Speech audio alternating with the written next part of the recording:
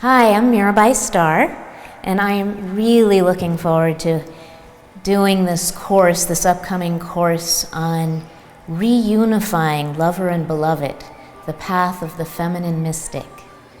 And this is a topic that has been burning in my heart for as long as I can remember. So, Teresa of Avila is one of the great exemplars of this path of fiery love, an outrageous, unbridled, wild, mystical passion, and union with the One, which results in this deep, abiding peace. So it's the annihilating fire, and it's the deep, contemplative sweetness of being present in the moment and resting in the mystery. And she exemplifies that balance. She also exemplifies the balance between action and contemplation, between being a practical, common sense, administrative genius, psychotherapeutic genius, and a deep, mystical, contemplative. How did she do this? How did she find this balance? A few years ago, after having translated a number of her books, I went to Spain and visited her original monastery of San Jose in Avila, Spain. And I wanted to speak to the sisters there, who are cloistered Carmelite nuns, about this book idea I had that would be geared toward Western women who are trying to balance an active life, a life of service in the world, with a contemplative life, so that they were cultivating their own inner landscape and a kind of equanimity, so that they could be of service in the world, right? So I wanted to talk to the nuns at Avila about this. So I walk into this ancient church. It's this little stone vestibule, and I ring the bell so that the nun on duty would come behind the grill to speak to me. This, by the way, is the same little chamber where visitors came to speak with Santa Teresa de Avila 500 years ago.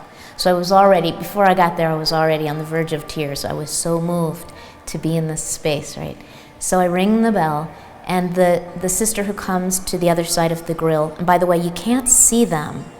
It's not that kind of grill. It's actually opaque, but it's engineered in such a way that the sound is perfectly clear, as if she were sitting in front of you. So it turns out it was the abbess of the monastery herself. And she says, "What can I do for you, mijita?"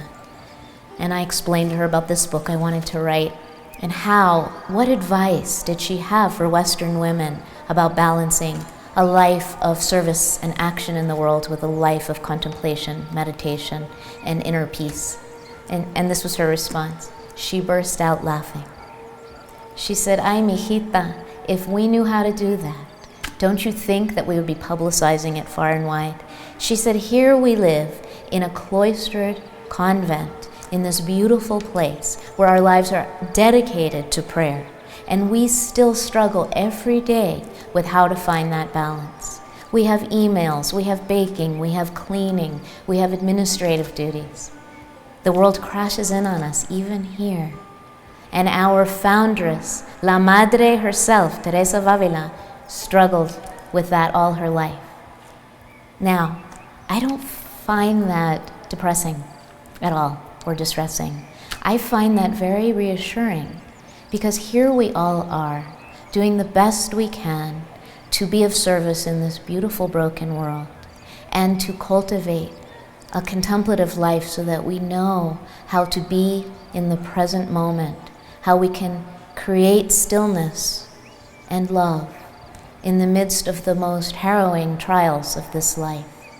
So that's what this course is going to be about. How do we make relevant teachings that are often hundreds of years old, from cultures maybe very different from our own, from very specific religious traditions that we may not resonate with exactly on a spiritual level? How do we mine the jewels of these mystical teachings, of these great women mystics from many different traditions, and make them relevant to our lives now, so that we can transform and be a transformative force in the world? Thank you. I hope you'll join me.